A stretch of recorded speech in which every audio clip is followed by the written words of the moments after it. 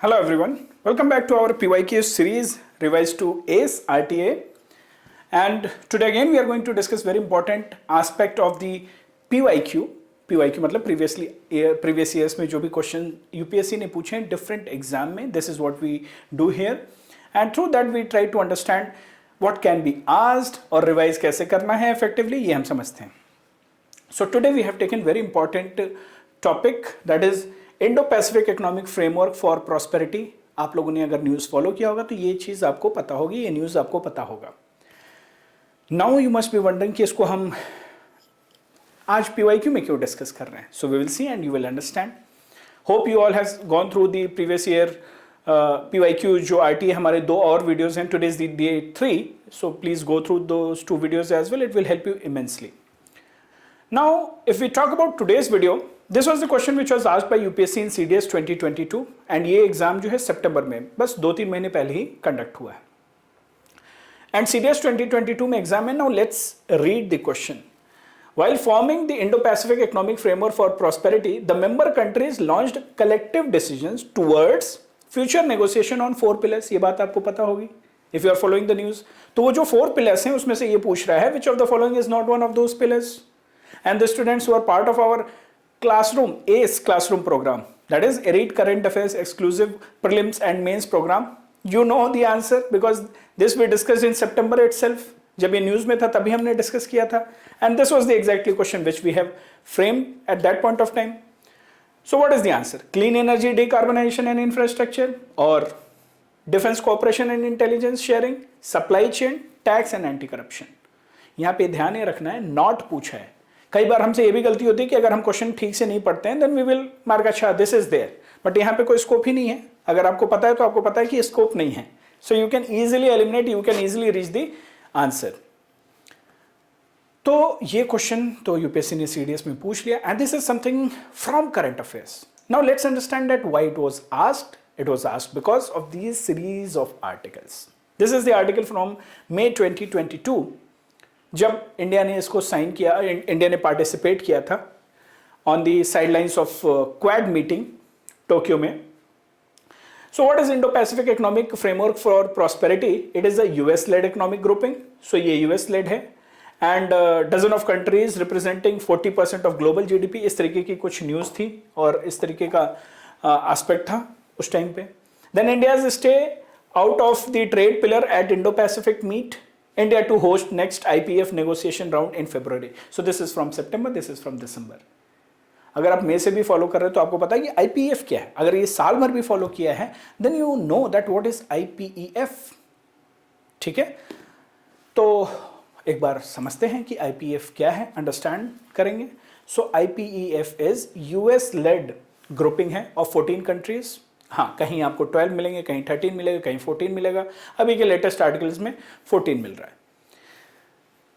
Which represents 40% GDP, global GDP, 28% of global goods and service trade को ये countries represent करती हैं. And India, if we talk about India, is one of the founding member. ठीक है, India is the founding member. Now this whole economic framework, now we know that it is a economic framework, IPEF for prosperity.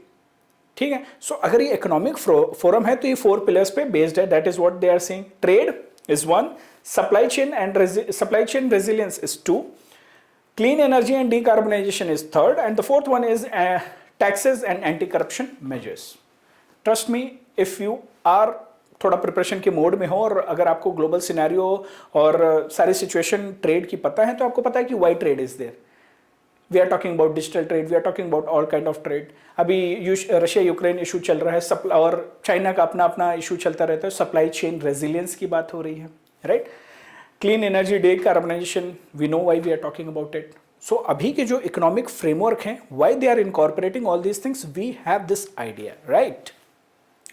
Countries are free to join और not to join. लेकिन जिस दिन से join करेंगे they like under any of the stipulated pillars, वो 1 को join कर सकती हैं, 2 को कर सकती हैं, 3, किसी भी पिलर को ज्वाइन करें. लेकिन जिस दिन से ज्वाइन करेंगे they have to show the commitment once they enrol for that. ठीक है, what are the other things which we should know, information. So before we proceed to discuss rest of the information, एक visual picture बना लो कि IPEF का जो 4 pillar है वो क्या क्या है. So trade is there. Okay, so this is 1, trade. Supply chain is the second, third is the environment जिसमें क्लीन एनर्जी एंड डीकार्बोनाइजेशन की बात हो रही है, and infrastructure, and the fourth one is tax and anti corruption. ठीक है, कभी कभी GS4 में करप्शन की बात आती है कि करप्शन के लिए क्या क्या स्टेप्स लिए हैं गवर्नमेंट ने, बोल देना कि IPF ज्वाइन किया है, जहां हम ग्लोबल लेवल पे ऐसे पिलर्स पे we are talking about tax and anti corruption measures, cooperation, information sharing. So yeah, you can use it. Now it is totally up to us that how we use the information from the prelims in our mains preparation, mains answer writing. ठीक है, और कुछ समझते हैं. When we talk about IPAF would give opportunity for India to become a manufacturing hub. अभी problem क्या हो रहा है कि जितनी it is a US led, तो US की कई सारी फर्म्स हैं जो कि चाइना में बेस बना के रखी हैं, but because of Chinese policies and because of the tension they want to come out, they want to go to some other country जहाँ पे वो अपना मैन्युफैक्चरिंग असेंबलिंग हब बना सकते हैं. सो बेनिफिट क्या होगा इंडिया को? इंडिया को बेनिफिट ये होगा that if India joins this, then India will be able to attract those players, those investors too, अगर हमने इनेबलिंग एनवायरमेंट दिया तो हमारी कंट्री में आएंगे. सो this is one of the opportunity for us. Taiwan is not part of it, you know why. Taiwan USA के close है, but फिर भी ताइवान इसका हिस्सा नहीं है, बिकॉज जिस दिन ताइवान इसका हिस्सा बनेगा चाइना को अलार्मिंग सिचुएशन हो जाएगी, चाइना के कान खड़े हो जाएंगे. सो यूएस वो करना नहीं चाह रहा है, फिर वो अननेसेसरी जियोपॉलिटिकल टेंशंस होंगे, सो ताइवान को दूर रखा गया है. Okay, India stayed out of the joint declaration on trade pillar. तो ये ध्यान रखना कि जो फर्स्ट पिलर है ट्रेड पिलर, उसी का हिस्सा इंडिया नहीं है, क्योंकि इंडिया के अपने कंसर्न्स हैं.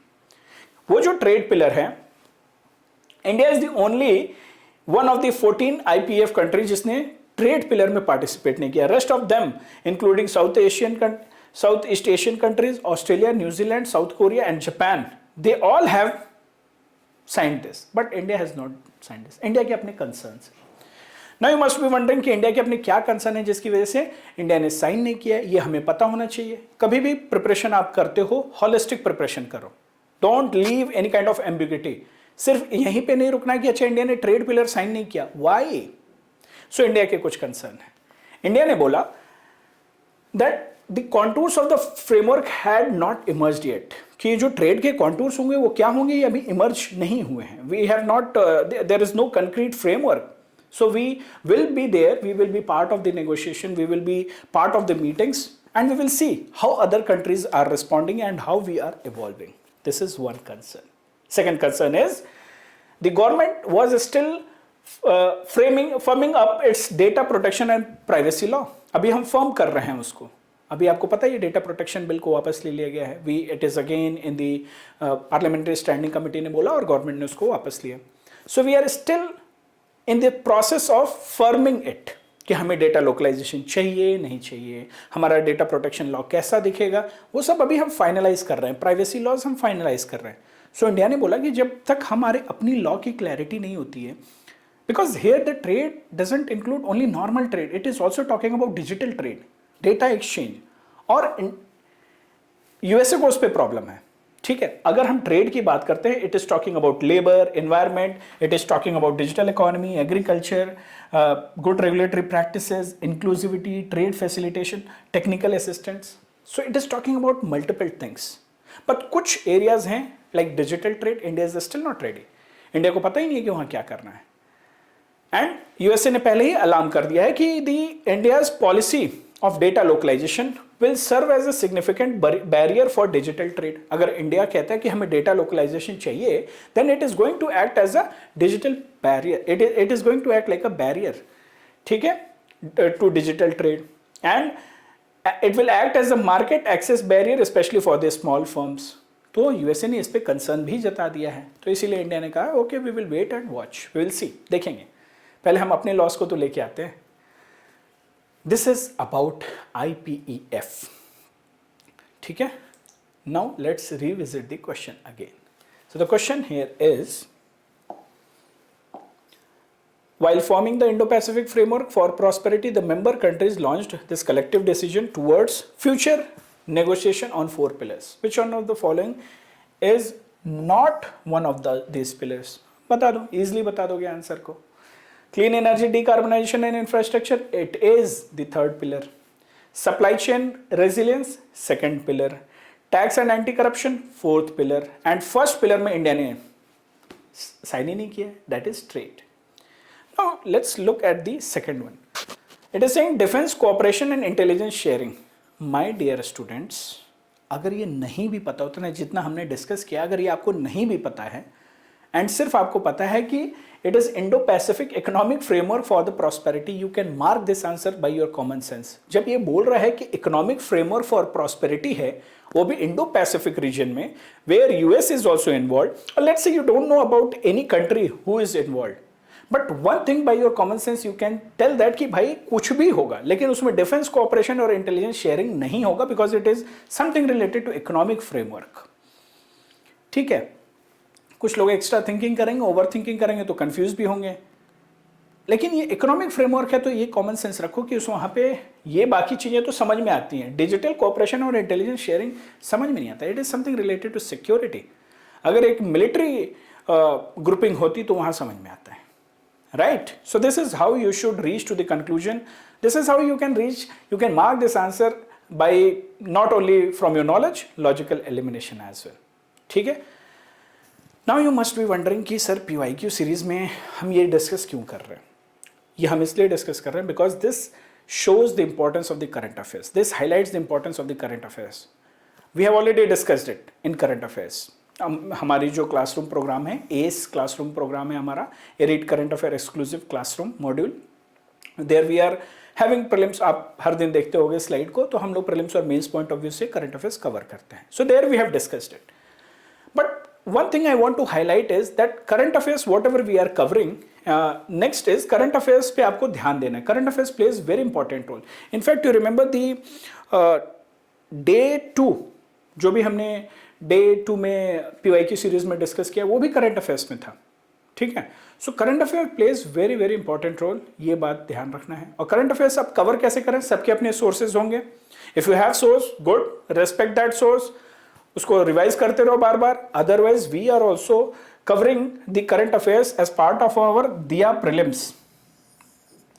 एंड दिया प्रीलिम्स में every alternate days we are coming up with current affairs. And अगर आप जाके देखोगे ऐसे बहुत सारे टॉपिक्स हमने ऑलरेडी कवर किए हैं. This is our free initiative on our YouTube channel. yesterday only we have covered this concept of termite behavior and global warming. This is one initiative which is free and it is there on our YouTube channel. This is one initiative where we are focusing the current affairs from prelims and mains point of view for CSE 2023. यहाँ prelims का भी 1.5 years का coverage है, mains का भी 1.5 years का coverage है. This is already going on. If you want you can join that. But the idea is कि करंट अफेयर्स को इग्नोर नहीं करना है. दिया प्रीलिम्स है, उसका फायदा उठाओ. कोर्स है, make use of it. Otherwise जो भी आपके सोर्स हैं, रेस्पेक्ट दैट सोर्स. बस ये देख लो कि वो होलिस्टिक होना चाहिए और बल्कि नहीं होना चाहिए. It should be revision friendly. ठीक है, so make use of the time और don't ignore anything. That's why we have taken today PYQ में करंट अफेयर्स किस तरीके से यूपीएससी पूछ रहा है. Right, so this is it guys, and just to give you a glimpse of what all we have covered in Dia prelims. अगर हम S classroom module की बात करें तो वहां पे तो हमने बहुत सारे टॉपिक्स कवर कर लिए हैं in this span of, we started in September, तो काफी कुछ कवर हुआ है. This is what we have covered in current affairs Dia prelims. Cyborg, Miyawaki method, Milan exercise, lakes and rivers which were in news because of the जो भी Ramsar sites में आए थे, DART, derecho, L.69, carbon border tax, Karakoram anomaly, geography, economy, ecology, government schemes भी है, vibrant village programme. तो ये सारा प्लेलिस्ट है, आप प्लेलिस्ट में जा सकते हो, चेक कर सकते हो. We have also created a playlist subject wise. आप दिया प्रीलिम्स प्लेलिस्ट देखना, वहाँ ये सब कुछ मिलेगा. So don't ignore, make use of these topics. They are very rich concepts and potential areas from where UPSC can ask the questions. And हम लोग बहुत deliberately इन topics को pick up कर रहे हैं. So make use of it, revise effectively, stay safe and take care of your health as well. Okay, this is it guys in today's video. And I want all of you to revise properly. And कोई भी doubt हो, make use of the, take the help of the comment section. कोई भी doubt हो पूछो. You can join our Telegram channel. All the details are given in the description box. Feel free to approach us in case of any doubt. आप website पे जाओगे, हमारा number भी मिलेगा. मेंटरशिप चाहिए, you call us, you talk and discuss all your issues. Okay, so you are always welcome. Take care of yourself and revise very, very well. See you all. Bye bye. We will meet tomorrow with Diya Prelims. See you all. Bye.